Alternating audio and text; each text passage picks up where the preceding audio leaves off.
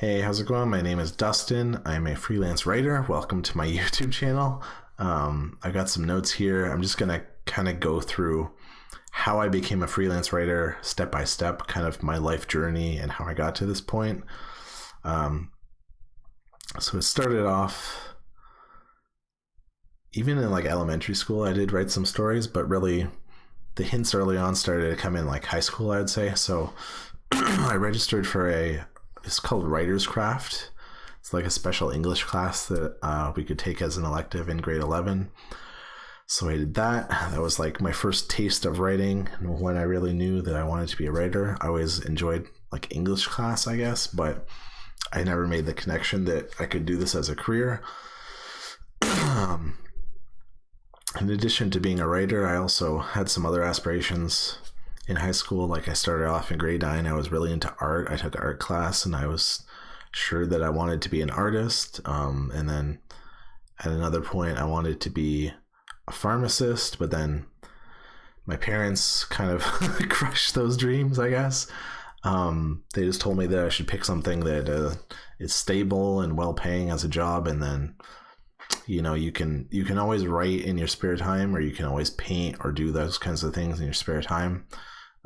The problem with that is that at the end of the day, when you've worked in an office or something, you don't want to write. You're just mentally exhausted. That's something that I think that if you haven't worked in like finance or accounting, you don't understand how like mentally drained you are at the end of the day when you come home. It's not like a physical job where you're physically exhausted, but you're very mentally tired at the end of the day. So my parents convinced me that I should settle to be an accountant. I had this accounting class, I think in grade 10. I had a teacher that I really liked that really presented the topic in a way that I liked. So it seemed like a good compromise to me. I ended up going with that. So I went to college and university for accounting. Ironically, when I was in school, probably the accounting classes are the ones that I did the worst at.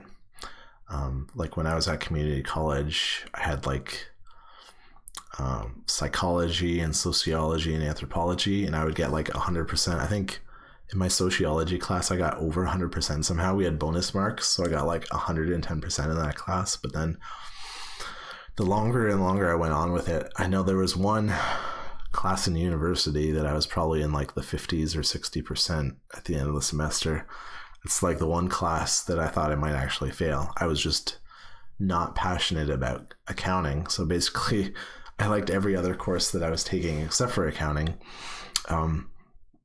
If I could do it again, I probably would have gone into marketing. But at the time, this internet thing wasn't really available to me. I think it was probably starting, but the message that I got from like counselors and my parents was that if you want to be a marketer, I would have to move to like Toronto or New York and live in a big city. And there's like very few marketing jobs, whereas now obviously you can be like an internet marketer. This would have been the perfect job that I could have chosen, but unfortunately the timing just didn't line up. If I was like 5 years later, it probably would have been great. I would have gone into marketing, and I don't know if the classes would have been very good because the information probably would have been outdated towards like making billboards and TV ads and stuff. But yeah, so I went to school for accounting. I got a summer co-op, paid really well, but I hated it.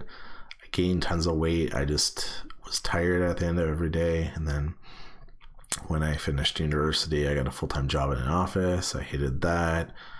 I moved overseas for a couple of years and did accounting there and wasn't a huge fan of that. And then I moved back and I got another accounting job. And this is like the pattern that I faced, is that it'd be fine for like a few weeks or a few months when I got started and it was all new. But then when you get into the grind, you're doing the same tasks day after day. And I just couldn't see myself sitting in an office doing the same thing for 40 years. So I started looking at alternatives. As far as I knew at the time, the whole make money online thing was like a big scam. That was kind of a meme at the time. I didn't know if there was actually any ways to do that, but I started looking into it. I also took like an entrepreneurship class in grade 9. Unfortunately, I had like the worst teacher of my whole high school experience. So I didn't get the education in that might have actually helped me lead to where I wanted to go, because I've always, like, in video games and stuff, I've always liked earning as much money as possible. That's like how I play most games. So there's always like hints that I should have gone towards running my own business or any kind of writing, especially freelance writing, but I just didn't do it. So I got to this point that I hated my job, and I started looking into stuff like retail arbitrage and ebooks, probably like a dozen other ways to make money online or to run your own business. But I ended up settling on ebooks to start with. So I wrote non-fiction ebooks for a while. I wrote about a dozen of them, about 10,000 words each. A few of them I paid other people to write for me. I would just like experiment with it. I would do like a cookbook where I just got like a bunch of recipes online about, I think I did like a gluten-free, peanut-free something cookbook, because I thought finding a really niche thing was the way to go, and then it just didn't sell any copies. But then a few of my books did end up selling, so that was good. It's decent. Actually, I maybe put in like a couple hundred hours of work, and I still get like $20 to $50 a month in royalties coming in for work that I did a couple of years ago, so that's good. In total, I think I checked a while ago, and I had like over 1,000 book sales total, and pretty much all of my books either sold for 99 cents or $2.99. So I think I made a little bit over 2,000 total dollars in sales in the last, like, that's over the course of years. It started off, I was like ranking really good, and then it tapered off to the point that I'm making like 20 to 50 bucks a month now. But then at some point I started looking into freelance writing, and I decided that freelancing is the way to go. So I took a course in that. I had also taken a bunch of courses in how to successfully sell ebooks, so that helped. But I took this freelance writing course, and I started writing in my spare time a little bit, and then prepared, and then I finally left my job in June 2017. So I had done some work on Textbroker before that, just kind of as like a trial to see if I could make any money. I made like a couple $100, and then I decided I was just going to go for it. So I was just kind of counting down the time until my time at work ended, and then I went with that. Then that first week after I quit my job, I made my website and started like applying for jobs, and I got some repeat work pretty fast. And then I started hearing from people, especially like older people at the company that I used to work for, were asking questions. They're like, so are you on unemployment now or what? It's like, no, I'm actually doing this. I'm running a business. I didn't just like quit and go on welfare. I'm actually starting a company, which is frustrating, especially like older coworkers. They just don't understand this idea that you can just leave and start your own business. So that was annoying. But yeah, I was lucky and I found a client right away. So I made about $600 in my first month after quitting. That was nice. And then by a couple of months later, in like August, September, I was making over $1,000 a month. Unfortunately, eventually the work dried up with that client, but I kept finding other ones, and I ended up making about $5,000 in that first year, which, keeping in mind that I started, like, I forget if it was the start or end of June, but it was probably like 6 months. So that's not too bad for when you're starting out. I wouldn't expect that you're going to quit your job and immediately start making $30K, especially if you don't have clients lined up. But then in 2008, I pretty much doubled that. I had 2 months that I made over $4,000, and then I had many months with only a couple $100, but I was also kind of screwing around in that point. So I would like write in the morning, and then I would be streaming myself playing video games on Twitch for at least half the day, because I thought that might be a possible career as well. So I was kind of hedging my bets, but that ended up not working out, so I ended up not doing that. I ended up taking a more expensive course on kind of like how to make passive income sites.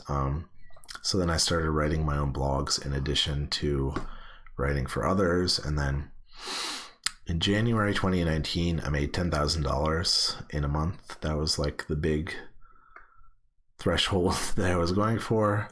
That was out of the ordinary though. I made over $30,000 for the year. But so I made like less the other months, but that was also working.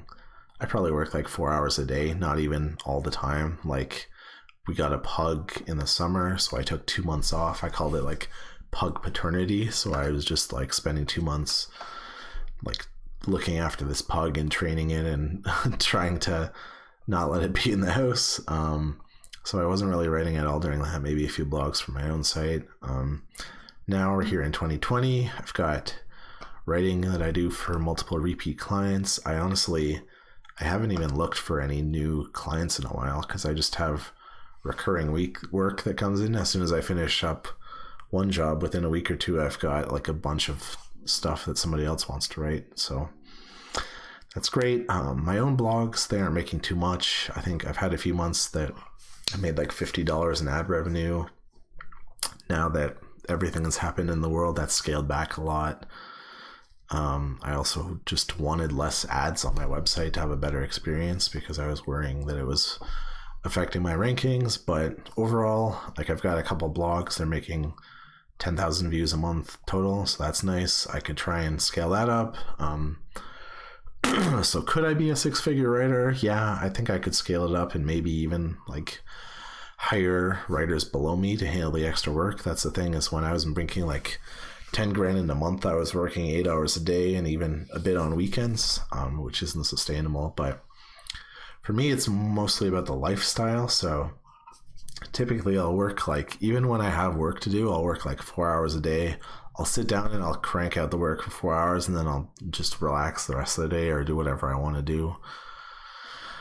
And even when I get tons of work, I'll work like 4 hours a day for half the month and then make just enough to be comfortable and then pursue whatever else I want to do the rest of the month. So my wife and I are planning to have kids, and I'm planning to be a stay-at-home dad whenever that happens, probably in the next year anyways. So I want to maintain after that happens, even if I can just make like $1,000 or $2,000 a month just working in the evenings. I think that would be great. So